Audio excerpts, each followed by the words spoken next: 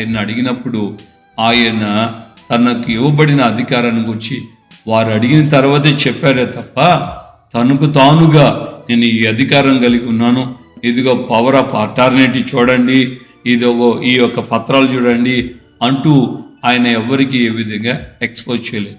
ఈ రోజున చాలామంది తమకు కలిగినది ఏదైనా కొంచెమైనా సరే తాను చాలా గొప్పగా బ్రహ్మాండంగా ఎక్స్పోజింగ్ చేయడానికి ఇష్టపడుతుంటారు. దేవుని బిడ్డలారా, ఈ రోజున నీ వ్యక్తిగత జీవితంలో నువ్వు పరిశీలించుకోవాల్సిన ప్రాముఖ్యమైన విషయం ఏంటంటే, నువ్వెంతగా దేవుని సన్నిధిలో మరుగై ఉంటావో అంతగా దేవుని ఎదురు నుండి నీకు ఆయన మహిమలో ప్రత్యక్షమైనప్పుడు ఆ మహిమ కలిగినటువంటి ఆ ప్రత్యక్షతలో నీ కూడా పాలిభాగస్తుడిగా నువ్వు అగ్గుపడతావు. దేవుడు నిన్ను ఆ విధంగా అనుమతిస్తాడు.